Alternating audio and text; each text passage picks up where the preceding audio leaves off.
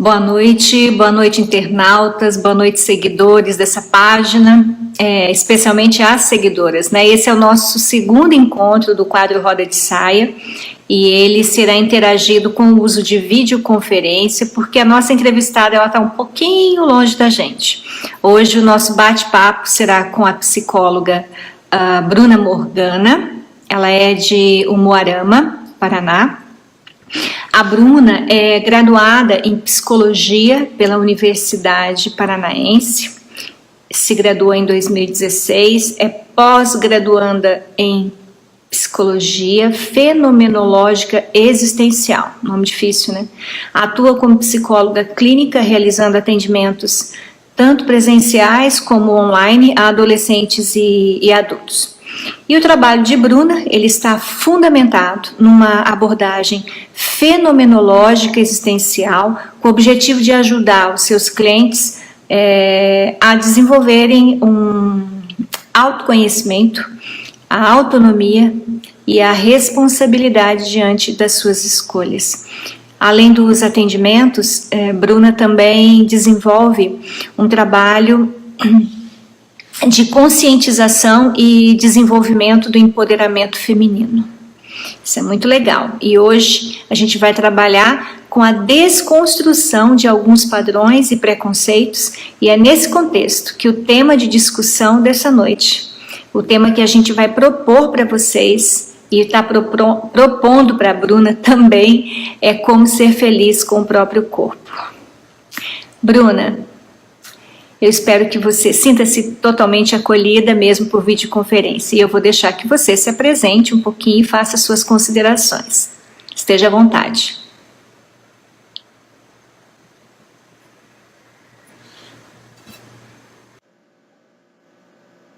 Olá, boa noite. Boa noite, Miriam.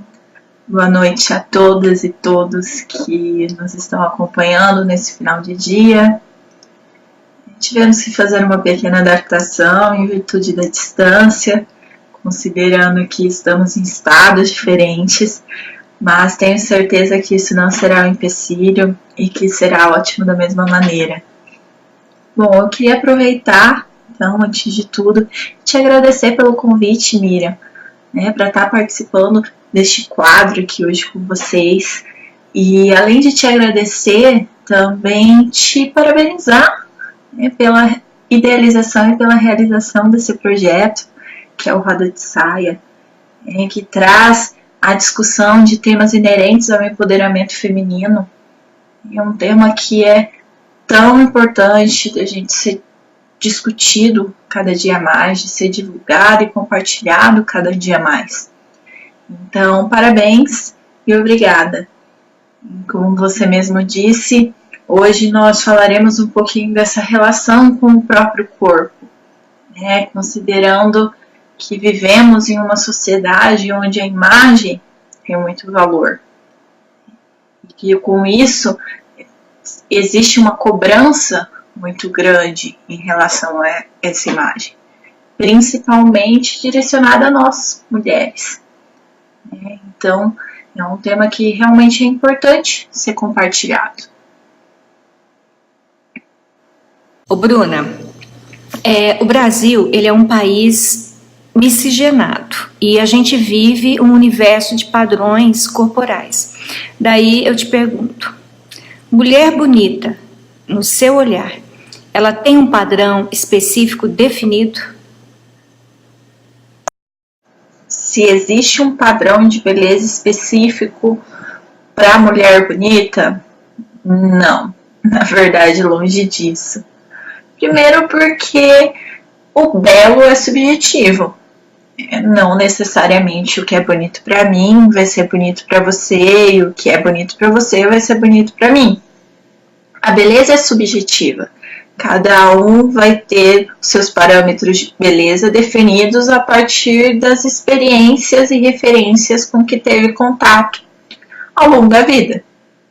Então, existem mulheres bonitas com diferentes biotipos, com diferentes tons de pele, com diferentes tipos de cabelo, e por aí vai. A questão é que a nossa sociedade, Uma sociedade que hipervaloriza a imagem, que hipervaloriza a aparência, ela nos impõe um padrão específico do que seria bonito. Em algum momento da vida, em alguma época, em algum lugar, foram ditadas regras às pessoas do que seria belo, e por algum motivo, a partir de castigos, recompensas, experiências, essas regras chegaram a um ponto em que foram consideradas algo natural. Ou seja, esses padrões passaram a ser algo natural e não algo imposto. Houve, então, uma definição do que seria uma aparência ideal. Essa idealização, na verdade, então, ela é uma construção, tanto histórica como cultural.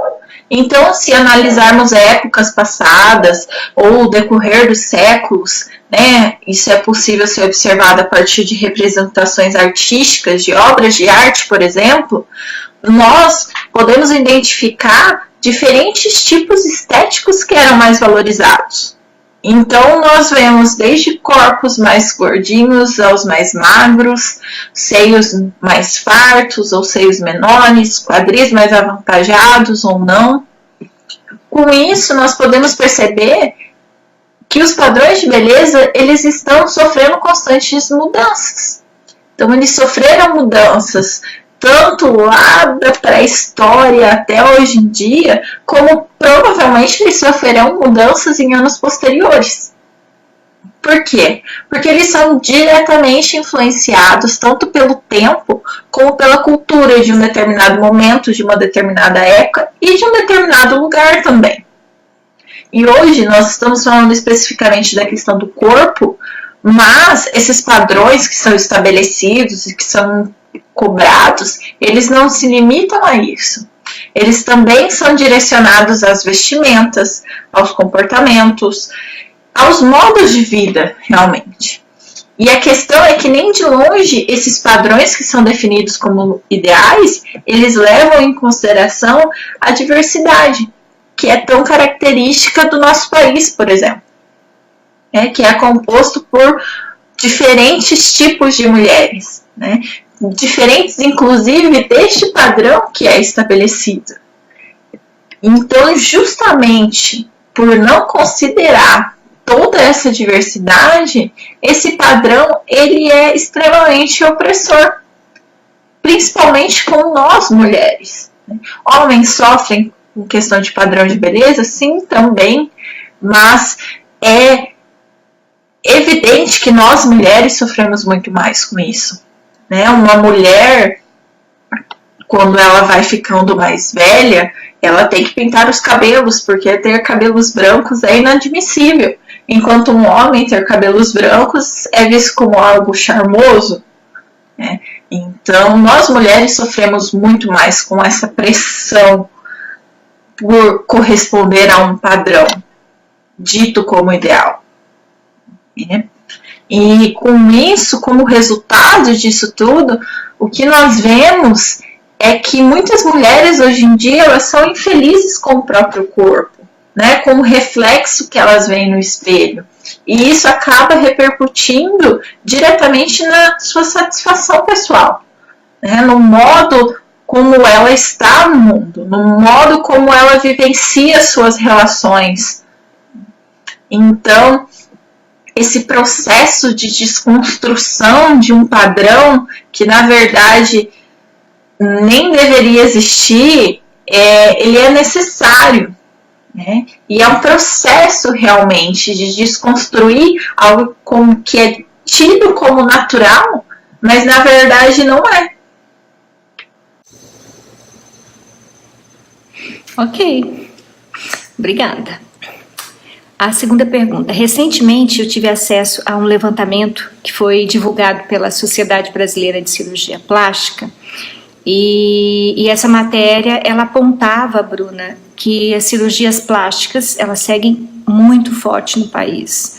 O Brasil, em comparação ao ano de 2014, quando o último documento foi publicado, as intervenções para fins reconstrutoras, puramente estéticas, elas avançaram 23% e 8%, respectivamente, com destaque no crescimento da busca por alternativas menos invasivas, como a aplicação de toxina botulínica, né, que é o Botox, os preenchimentos em geral.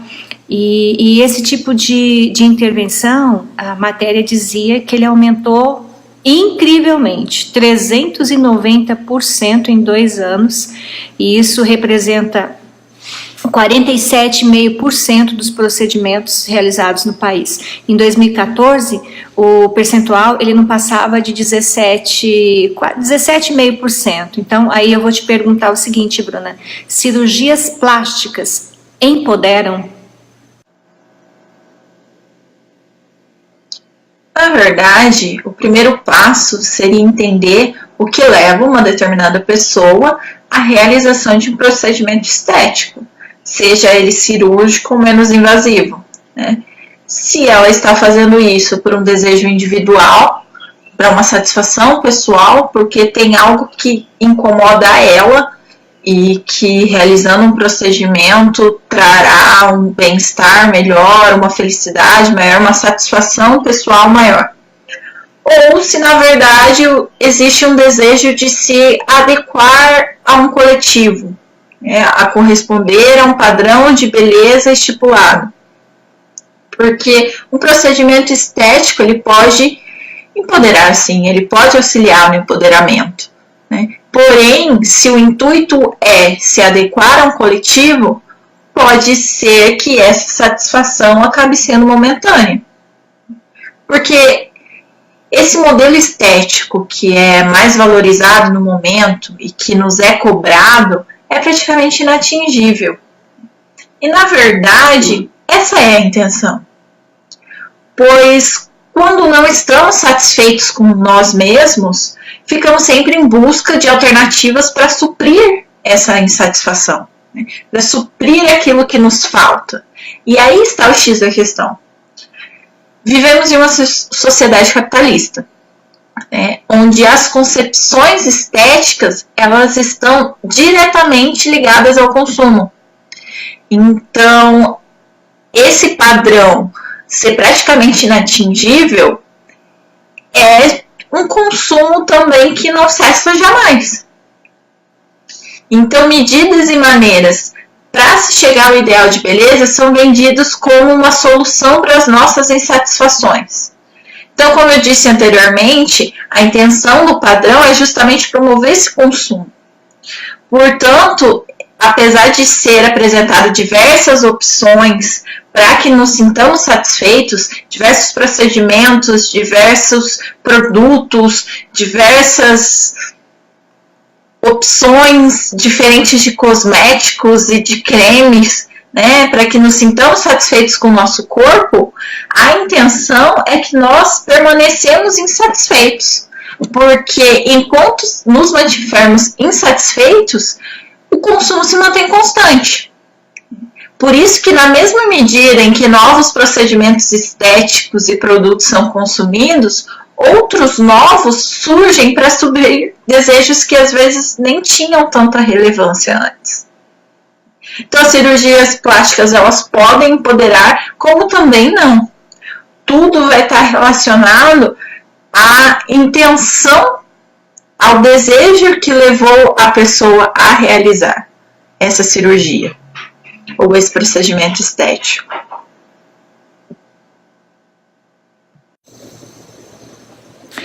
Ainda sobre cirurgia, a matéria também dizia que cerca de 90 mil jovens brasileiros recorrem à cirurgia plástica influenciados pela mídia. Qual que é o seu pensamento, Bruna, sobre isso?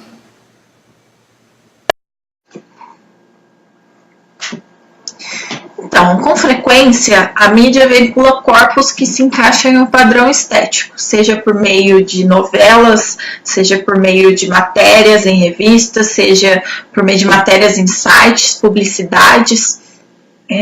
É claro que toda essa publicidade, toda essa divulgação está permeada pelo interesse das indústrias do consumo. Como eu falei anteriormente, os padrões de beleza eles estão diretamente relacionados ao consumo. a essa produção do consumo. Né? Então, determinados modelos corporais são evidenciados como indicativos de beleza. Hoje, nós vivemos em uma época onde as redes sociais estão totalmente em alta, né? Onde o compartilhamento de momentos e de imagens é instantâneo. Então, e o grande público dessas redes são os jovens, né? Quem está mais vinculado a esse meio são os jovens. Os corpos ganham uma visibilidade cada vez maior. E a mídia e essas publicidades, elas dão a constante impressão de que um corpo perfeito é sinônimo de saúde, de bem-estar, de comportamento e até mesmo de felicidade, né? De sucesso, de uma pessoa que corresponde a esse padrão tem às vezes um poder maior, né? Então, por consequência disso, não corresponder a este padrão ideal acaba dando a impressão contrária de infelicidade, de desajustamento. E com isso pode-se criar um sentimento de fracasso, produzir uma exclusão social daqueles que se distanciam das normas, né, desses padrões, e inclusive o desenvolvimento de distúrbios alimentares. Ou seja, existe um bombardeamento de publicidades relacionadas ao corpo dito como ideal. Desse modo, a publicidade incita o indivíduo a se recriar de acordo com o modo e estilo de vida que ele apresenta. Né? E, consequentemente, existe uma necessidade maior de corresponder e se adequar a isso que lhe é apresentado. Como hoje essa questão da rede social ela está muito presente, né? Então, e os jovens são quem tem mais acesso a isso, eles são bombardeados a todo momento como seria o ideal, não só de corpo, de vida, qual que é o comportamento para você ter sucesso, qual que é o corpo para você ter sucesso, e a busca em corresponder a isso, em se adequar, em ter tudo para ontem, né? Então, de conseguir tudo mais rápido, de se eu tenho esse corpo, então as coisas vão ser mais fáceis. A mídia dá essa impressão, que na verdade não é real. Né? Mas talvez os jovens, por serem mais influenciados e por estarem mais envolvidos com toda essa questão das redes sociais, eles podem ser mais facilmente influenciados. Né? Tanto que hoje em dia temos tantos influencers, né? Principalmente de moda, de vida fitness, de corpos perfeitos e malhados, né? Então, talvez por isso pode ser que os procedimentos cirúrgicos sejam cada vez mais buscados por esses jovens. É claro que daí entra a questão que eu falei na outra pergunta, né? De o que levou a fazer esse procedimento cirúrgico. Mas que o jovem é bombardeado a todo momento com várias influências de um padrão a ser seguido, isso sem dúvidas. Ok. Agora a nossa pergunta central, Bruna, no seu olhar, como é que é possível ser feliz com o próprio corpo? Eu gostaria muito de dizer a vocês que existe uma fórmula para que você se sinta feliz com o seu próprio corpo. Uma fórmula mágica, uma fórmula única, né? Mas, assim como nós somos diferentes uns dos outros, a relação que cada um desenvolve com o seu próprio corpo também é única, né? Também é diferente. Então, não existe uma fórmula. Mas eu acho válido compartilhar algumas dicas com vocês que possam auxiliar nesse processo, nessa relação de se sentir melhor com o próprio corpo. Eu digo que seja um processo porque não é algo que aconteça de uma hora para outra ou do dia para a noite. É assim como qualquer relação, é algo que deve ser construído e desconstruído também diariamente. desconstruído no sentido de se libertar desse padrão de um corpo ideal. Deixar de lado essas neuroses em relação ao tipo físico, parar de se comparar com padrões externos, com outras pessoas, com o que é divulgado na mídia, né? E de se sentir mal por não corresponder a esses padrões ou de ser como você é, né? Até porque, não se engane, todos têm coisas a serem melhoradas, né? Inclusive os corpos e vidas perfeitas que estão nas capas de revistas ou que são compartilhadas no Instagram. Então não se prive de fazer algo por causa da sua aparência. É importante que você se reconheça e saiba que é justamente pelo seu corpo que você se relaciona com o mundo e com as pessoas ao seu redor. É ele que te permite se relacionar com o meio, né? Até porque o seu corpo ele não define quem você é. Ele é apenas um fragmento de um todo. É apenas uma pequena parcela da pessoa que você é. Então, por isso, é importante que você aprenda a gostar do seu corpo, né? Coloque em prática o amor próprio. Perceba, pare, admire todas as coisas positivas e lindas sobre você. Ao invés de focar só nas críticas e ficar buscando defeitos ou focar nesses defeitos, né? Dê ênfase às suas qualidades. Valorize as partes que você mais gosta em você mesmo. E também aquelas que você menos gosta. Saiba olhar, percebê-las de outra forma. Não tenha vergonha de você mesmo. Não tenha vergonha de se olhar no espelho, de admirar o seu reflexo. Né? Interaja com outras pessoas. O seu corpo, ele, de certa forma, é um retrato da sua história. Né? Ele transmite tudo aquilo que você já passou. Então, além de desenvolver, de praticar esse amor próprio, também desenvolva o autoconhecimento. Descubra quais são os seus desejos, quais são as suas vontades e quais são os seus limites também. Descubra o que te faz bem e o que não te faz bem. Saiba discernir se algumas mudanças estéticas são desejos pessoais ou para agradar outras pessoas. Assim como a gente falou lá um pouco antes, né, sobre as cirurgias plásticas. Saiba definir se isso é algo que você realmente quer porque vai te fazer melhor ou se você está fazendo isso para se enquadrar a um padrão ou para agradar outras pessoas ao seu redor. Se você vê que isso realmente pode te deixar melhor, irá te fazer bem, se for necessário, mude. Né? Você pode se aceitar, se sentir feliz com o seu próprio corpo e mesmo assim ter algum projeto de mudança.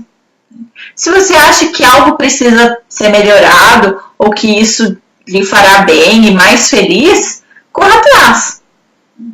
Veja o que pode ser feito, planeje, estabeleça metas e coloque em prática. Se você tem um propósito para realizar e enfrentar uma mudança e realmente esteja disposto a isso, então faça com que essa mudança realmente aconteça. Mas tenha em mente e lembre-se sempre que mais importante do que um corpo perfeito é um corpo saudável e uma mente saudável. Né? A busca pelo corpo ideal, na maioria das vezes, ou algumas vezes, ela pode estar além de questões estéticas, né? Pode envolver questões de saúde, seja ela física ou psicológica. Existem profissionais, inclusive, que podem te auxiliar nesse processo. Então, aproveite esses profissionais que possam te auxiliar. Né? Se permita procurar ajuda quando for necessário. Então, procure se alimentar bem, praticar atividade física, fazer terapias, fazer psicoterapia, né? E tenha muito claro, jamais coloque sua saúde em risco para conquistar determinada aparência. As consequências podem vir depois. E também acho importante ressaltar para que você não se cobre. Como eu disse, essa relação com o próprio corpo, se sentir bem, se aceitar como é um processo. Então, não se sinta mal por não estar feliz com o seu corpo. Ou agir como se não se enquadrar um padrão não lhe afetasse. Porque afeta. Às vezes magoa ou até mesmo pode deixar você triste. Eu estou falando bastante dessa questão da autoaceitação, mas não é para que você comece a se cobrar para que isso aconteça. A questão é justamente que você se livre dessas cobranças. Então, eu entendo o quanto é difícil a tentativa de tentar se enquadrar a esses padrões. E quebrá-los também não é nada fácil. Ter a coragem de fazer isso é difícil. Porque você provavelmente irá ouvir comentários e críticas que não sejam tão legais ou tão positivos. E eles poderão machucar. Talvez. Talvez você possa se sentir mal com alguma dessas críticas ou algum desses comentários. Porque ainda somos humanos. E eu me coloco nesse lugar junto com você. Então, é normal que nós passamos por algumas ou várias neuras em relação à nossa imagem, à nossa aparência, ao nosso corpo. Mas o que realmente importa é que você se sinta bem com você mesmo. E que entenda que essa aparência, ela não define caráter, não define capacidade, não define se uma pessoa vai ser feliz ou não. Todos nós somos diferentes. E é justamente essa diferença que nos faz ser únicos. Então faça as coisas por você e para você. Aprenda a se cobrar quando for necessário, mas sem que essa cobrança gere culpa ou algum tipo de arrependimento. Mais importante do que a opinião que os outros tenham de você é que você mesma se sinta bem e feliz.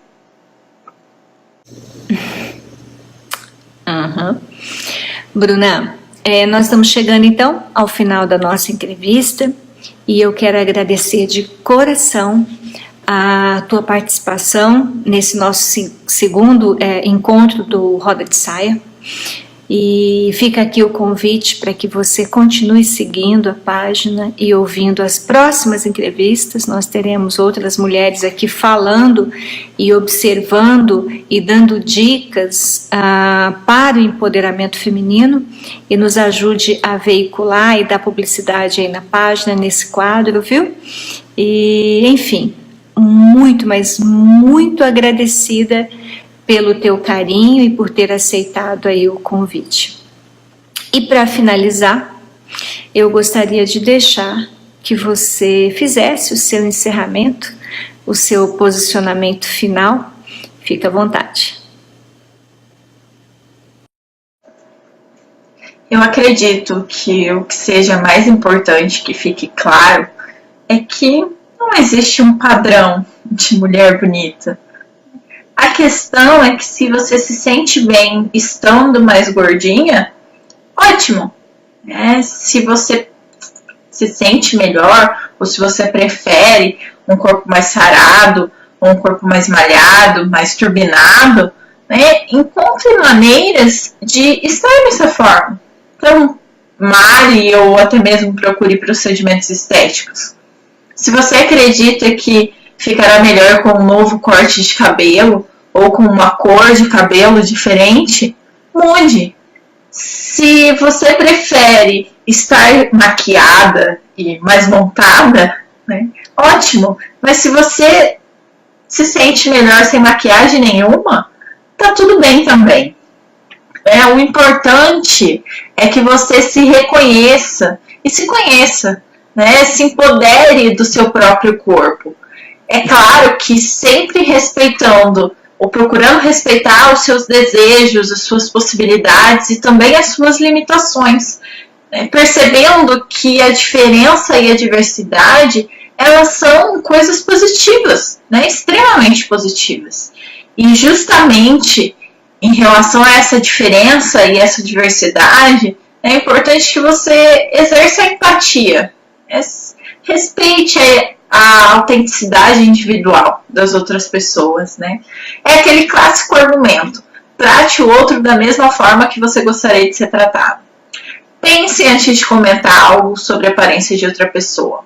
Será que o comentário é mesmo necessário? Como você se sentiria ouvindo a mesma coisa? Essa atitude, ela irá afetar positivamente as pessoas ao seu redor e, consequentemente, a você também, né?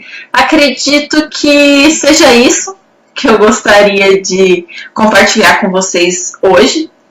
Então, eu já agradeço a todos que nos acompanharam até o momento.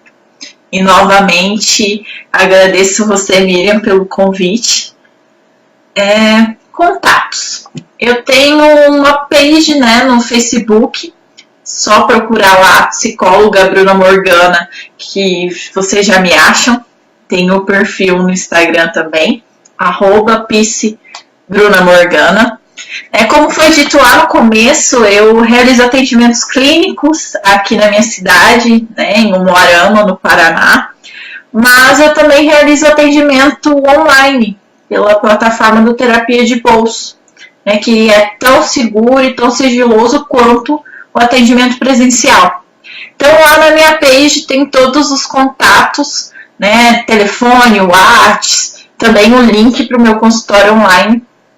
Então, se alguém tiver interesse ou quiser dar um oi por lá, eu estou à disposição.